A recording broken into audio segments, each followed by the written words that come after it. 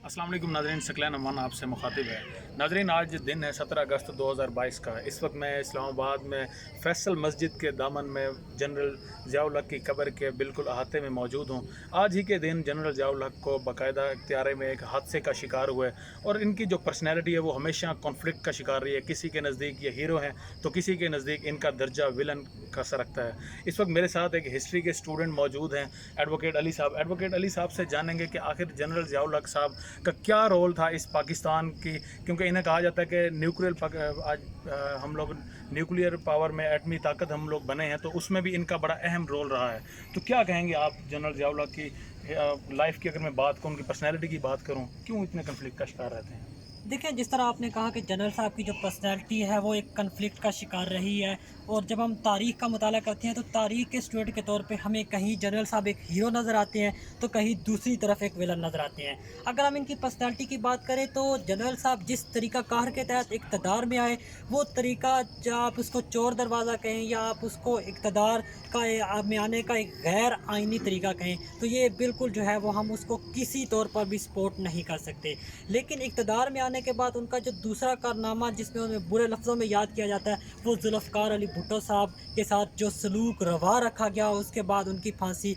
इस लिहाज से भी जो तारीख़ है वो मुख्तलिफ़ ज़ाविये हमारे सामने पेश करती है। अगर हम बात करें जो जनरल मिर्ज़ा असलम बेग है, जो उस टाइम वाइस आर्मी चीफ़ थे, वो अपनी किताब में लिखते हैं कि खाना काबा के अंदर बैठ के ज़ियाउल हक़ साहब ने एक वादा किया था उस टाइम के जो सऊदी फरमारवा थे, जो बादशाह थे, कि मैं ज़ुल्फ़िकार अली भुट्टो को फांसी नहीं दूंगा और उन्हें सऊदी अरब या लीबिया भेज दिया जाएगा। लेकिन उस वादे की खिलाफ वर्जी की गई और ज़ुल्फ़िकार अली भुट्टो को जो है वो फांसी दे दी गई। 4 अप्रैल को उनको फांसी दी गई। एक और चीज़ यहाँ पर बड़ी आम है कि कहा जाता है कि उनकी फांसी से 2 से 3 दिन पहले एक हेलीकॉप्टर जो कि अफ़गानिस्तान में लैंड किया था और पर्पज़ यही था कि अवाम की नज़रों से पोशीदा ज़ुल्फ़िकार अली भुट्टो साहब को सऊदी अरब या लीबिया रवाना कर दिया जाएगा। एक ये पहलू है। दूसरी तरफ जब हम बात करते हैं 1979 में रशियन वार की, तो वहाँ पर हमें एक बड़ा इंपॉर्टेंट फैक्ट नज़र आता है कि जब रशिया अटैक करता है अफ़गानिस्तान को, तो वो कहता है कि हम दरियाए सिंध को अपना बॉर्डर बनाएंगे। अब इस बात का क्या मतलब है?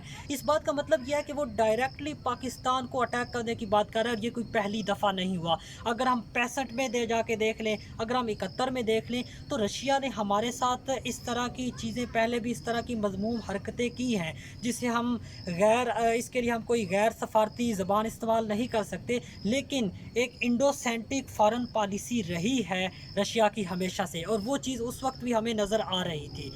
इस चीज़ को और 71 में जो हमारे साथ हुआ, उस चीज़ का अगर हम देखें तो मुल्की दिफा के लिए जिस तर्ज पर ज़ियाउल हक़ ने इस जंग में हिस्सा भी लिया और इस जंग को इस पाक सरज़मीन पे नहीं आने दिया, इसके लिए ज़ियाउल हक़ साहब को खिराज तहसीन पेश करना पड़ेगी एक हिस्ट्री के स्टूडेंट के तौर पे। दूसरी चीज़ हम ये देखते हैं कि 71 में हमें जो 2 लख्त किया गया, उसमें रशिया, जिसको हम उस टाइम यूएसएसआर बोलते हैं, उसका बहुत बड़ा हाथ हमें नज़र आता है। तो उसी रशिया से जो हमने 10 साल के अंदर जिसने हमें 2 लख्त किया था, हमने उसके 15 टुकड़े किए। ज़ियाउल हक़ साहब को वहाँ पर हमें खिराज तहसीन पेश करनी पड़ेगी। एक और बड़ी अहम चीज़ जो कि ज़िक्र किया सकलैन साहब ने, और वो है न्यूक्लियर जो पावर है। जिस तरह से हमने अपने न्यूक्लियर प्रोग्राम को कंटिन्यू किया, हमारे को ऊपर पाबंदियां लगीं, हमने तमाम तर पाबंदियों के बावजूद इस तमाम चीज़ को कंटिन्यू किया। और जिस तरह से अमेरिकन डिफरेंट प्रेसिडेंट्स हमारे ऊपर हमें प्रेशराइज़ करते रहे, स्टिल हमने कंटिन्यू किया इस चीज़ को, और उसका जो क्रेडिट है वो जाता है जनाब ज़ियाउल हक़ साहब को। तो ओवरऑल अच्छी चीज़ें भी हैं। फिर इस्लामिक कार्ड इन्होंने खेला जो कि एक नेगेटिव चीज़ है। फिर जो इस पॉलिटिकल चीज़ों के ऊपर पाबंदी लगाई, वो एक नेगेटिव चीज़ है। फिर जिस तरह से 8th अमेंडमेंट में इन्होंने मुल्क का आइनी ढांचा बदल के रख दिया, उसको सेमी प्रेसिडेंशियल बना दिया।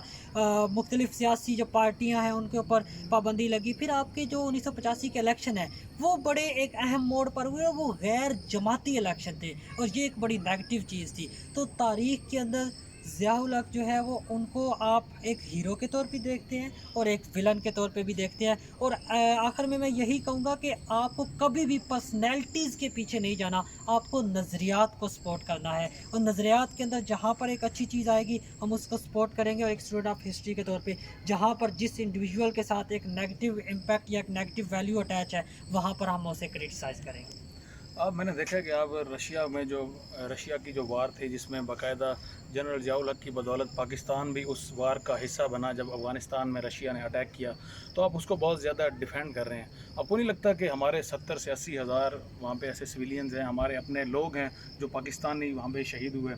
और आजकल अगर देखें इमरान खान साहब, वो बार बार इसी चीज़ को उनको बयानिया है कि हम लोग उस वक्त हमें उस वार में नहीं जाना चाहिए था। अगर मैं हमारे आर्मी चीफ़ की बात करूं, जनरल कमर जावेद बाजवा की, वो भी इस वक्त कह रहे हैं कि उस वक्त हमें उस रशिया वार में नहीं जाना चाहिए था।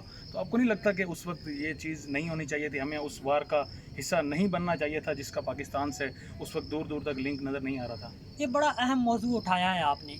देखिए, इसमें दो चीज़ें हैं। हम जब एक अपना बयानिया उठाते हैं, हम कहते हैं हम दूसरों की वार में इंटरफेयर नहीं करेंगे, ये एक बड़ा अहम मौजू है। लेकिन जब हम रशिया की बात करते हैं, तो रशिया के फ़ॉरेन ऑफिस से उस टाइम एक स्टेटमेंट आती है कि हम दरियाए सिंध को अपना बॉर्डर बनाएंगे। इसका मतलब सबसे पहली बात ये है कि रशिया की जो पॉलिसी थी वो कंकर एंड कैप्चर थी। उस टाइम की जो रशिया की पॉलिसी थी, तो वो हमारी वार थी। रशिया अफ़गानिस्तान के संगलाख पहाड़ों में रशिया को कुछ नहीं चाहिए था। उसका अल्टीमेट पर्पस जो है वो दरियाए सिंध एक अगर बॉर्डर बनाना, इट मीन्स कि वो केपीके तक के इलाके को उनके एक पर्पस था। तो पहली बात तो ये कि ज़ियाउल हक साहब ने का जो वो जो डिसीजन था उस वार के अंदर एंटर होना, वो गलत नहीं था। ये मेरा एक आप कह लें कि मौक़िफ़ है, आप उससे डिसएग्री कर सकते हैं। दूसरी चीज़ इसमें यह है कि हम कहते हैं कि ज़ियाउल हक साहब क्लाशनकोफ कल्चर लेके आए या एक मिलिटेंट कल्चर लेके आए। देखिए, वो उनकी गलती नहीं है। हमारे ऊपर जितनी भी मिलिटेंट ऑर्गेनाइजेशन मुसल्लत हुई है, वो 2001 के बाद ही क्यों हुई हैं? उसकी वजह ये है कि जब ये मिलिटेंट ऑर्गेनाइजेशन बनी, उसके बाद हमसे ये कंट्रोल नहीं हुई और ये हमारे ऊपर मुसल्लत। उस टाइम हमें इनकी ज़रूरत थी और ये कोई हमने नहीं किया। दुनिया में हर जगह पे अपने फॉरेन इंटरेस्ट को प्रोटेक्ट करने के लिए इस तरह हर मुल्क जो है इस तरह के ऑर्गेनाइजेशन बनाता है, और हम प्रॉपर उस टाइम वार की सिचुएशन में थे, क्योंकि रशिया की जो फॉरेन पॉलिसी थी वो हमारे अगेंस्ट थी। जो उस टाइम का सिनेरियो था, उसमें हमें ये चीज़ हमारे फॉरेन जो इंटरेस्ट है उनको प्रोटेक्ट करने के लिए इसकी ज़रूरत थी। लेकिन बाद में हम उन चीज़ों को प्रोटेक्ट नहीं कर सके या हम उन चीज़ों को कंटिन्यू नहीं कर सके। आप खुद उठा के देख लें, जब अफ़गानिस्तान, उसको हमने भी उसी तरह छोड़ दिया, उसको अमेरिका ने भी उसी तरह छोड़ दिया और वही अफ़गानिस्तान सिविल वार में चलता रहा। तो इसका मतलब है कि जिस चीज़ को हमने कंटिन्यू किया था उसको हम कंक्लूड नहीं कर सके, और यही हमारी वो गलती थी जिस वजह से आज हमें दहशतगर्दी और इस तरह की जो एक्सट्रीमिस्ट किस्म की ऑर्गेनाइजेशन है ये हमारे ही गले की हड्डी बनी हुई हैं। तो आई थिंक इन चीज़ों को हमें कंक्लूजन की तरफ लेके जाना चाहिए था। चलो, मैं इसमें अब एक और सवाल आपसे ज़रूर पूछूंगा कि जनरल ज़ियाउल हक के बारे में अक्सर कहा जाता है कि भुट्टो की फांसी के असल ज़िम्मेदार जनरल ज़ियाउल हक हैं। आप कितना एक ज़िम्मेदार समझते हैं जनरल ज़ियाउल हक को भुट्टो की फांसी के हवाले से? जी बिल्कुल। फ़र्स्ट ऑफ़ ऑल एक और चीज़ कि जो भुट्टो साहब को जिस केस के अंदर फांसी हुई, अबैटमेंट, पाकिस्तान पिनल कोड का जो सेक्शन 109 है उसके अंदर फांसी हुई। पाकिस्तान की तारीख़ का ये पहला और आखिरी केस है जिसमें अबैटमेंट में किसी भी मुलजिम को फांसी हुई है। अदरवाइज़ किसी इंडिविजुअल को अबैटमेंट के अंदर सेक्शन 109 पीपीसी के तहत किसी को फांसी नहीं हुई, पहली चीज़। दूसरी चीज़ आप इसमें ये देखें कि भुट्टो साहब को फांसी होती है 4-3 से। ये एक वाहिद केस है पाकिस्तान की हिस्ट्री का जो हाई कोर्ट में जिसका ट्रायल होता है। नहीं तो हाई कोर्ट आपकी ट्रायल कोर्ट नहीं है, ये आपकी अपीलेट कोर्ट है। तो वाहिद एक जो आपका ट्रायल होता है वो हाई कोर्ट में, जिसकी फ़र्स्ट अपील जाती है सुप्रीम कोर्ट में। तो पहला ही जो नाइंसाफ़ी की गई, वो दूसरी जो अपील जो कि एक इंडिविजुअल का बेसिक राइट है, भुट्टो साहब को उससे महरूम कर दिया गया। भुट्टो साहब के पास आखिरी जो हक था वो उनका रिवीजन का था। रिवीजन जब उन्होंने फ़ाइल की तो पहले जो 4-3 से उनको फांसी दी गई थी वो 7-0 हो गई। ये तमाम तर पहलू, ये तमाम तर फैक्ट मैंने इसलिए बताए हैं कि इस तमाम तर ये जो फांसी है या जो भुट्टो साहब के ऊपर एक मुकदमा किया गया और जो तमाम चीज़ें कंटिन्यू की गई, ये तमाम का जो मलबा है, जो इल्ज़ाम है, वो जनरल साहब के कंधों पर जाता है और इसकी जो तमाम तर जिम्मेदारी है वो जनरल साहब के कंधों पर ही जाती है। मेरा आपसे आखिरी सवाल है कि जनरल ज़ियाउल हक साहब बाकायदा एक त्यारे में शहीद हुए, कौन था बेसिकली इन्वॉल्व उस इनकी शहादत में? किससे जनरल ज़ियाउल हक साहब चुपते थे कि उन्होंने जनरल ज़ियाउल हक साहब को त्यारे में ही उड़वा दिया? देखें, हमारे पास जब तक कोई प्रॉपर फैक्चुअल इन्फॉर्मेशन ना हो, हम कभी भी चीज़ों को कंक्लूड नहीं कर सकते।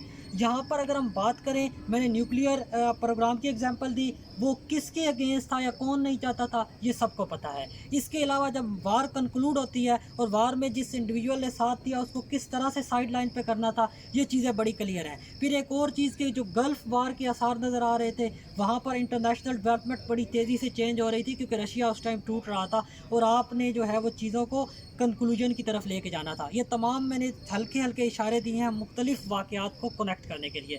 अब हम अगर इस बात के ऊपर आएँ कि कौन इस हादसे के पीछे था, तो इसको हम एग्जैक्टली तो नहीं कह सकते, लेकिन बाद में बहुत से जो डॉक्यूमेंट्स लीक हुए यूएस होम डिपार्टमेंट से, तो इसमें ये आप कह सकते हैं कि गैर मुल्की हाथ मुलव्वस थे जो इस हादसे का पेश खैमा बने, और जो इस हादसे, और ये इवन के कहा जाता है कि हमारी एजेंसीज ने 6 महीने पहले तक ही जनाब जनरल साहब को ये खबर कर दी थी कि आपकी जो ज़िंदगी है वो ख़तरे में है। और इसके लिए उन्होंने जो मुख्तलिफ इक़दाम किए वो भी हमारे सामने है, जो दरख्त तक कटवाए गए इस्लामाबाद से, वो सारी चीज़ें हमारे सामने हैं, और हमें पता है कि किस तरह से वहाँ पर चीज़ें जो है वो अरेंज हो रही थी। और ओजीडी कैंप इंसिडेंट, ये तमाम वाक़यात हमारे सामने हैं। तो इस लिहाज से अगर देखा जाए तो इल्ज़ाम लगाया जाता है यूनाइटेड स्टेट्स ऑफ अमेरिका पर, लेकिन जब तक हमारे पास कोई फैक्चुअल इन्फॉर्मेशन ना हो, हम किसी भी चीज़ के ऊपर एक कंक्लूसिव वर्डिक्ट नहीं दे सकते। जी, तो नाज़रीन, आपने जाना हिस्ट्री के एक बेहतरीन तालिब इल्म हमारे साथ मौजूद थे। उम्मीद है आपको काफ़ी सारे सवालात के जवाब मिल चुके होंगे जो आपके जहन में होंगे, ज़रूर होंगे जनरल ज़िया-उल हक़ साहब के बारे में। और आज 17 अगस्त का दिन था, तो जितने भी आपके सवालात हैं, हमने कोशिश की है कि आपको उन तमाम सवालात के जवाब हिस्ट्री के स्टूडेंट होने की हैसियत से एक एडवोकेट अली साहब ने आपको बयान किए हैं। अब आखिर में हम यही दुआ करेंगे कि अल्लाह ताला हमारे जनरल ज़िया-उल हक़ साहब की मग़फ़िरत फ़रमाए और उनके दर्जात बुलंद फ़रमाए। अपने मेज़बान सकलैन नुमाना को दीजिएगा इजाज़त। अल्लाह निगहबान।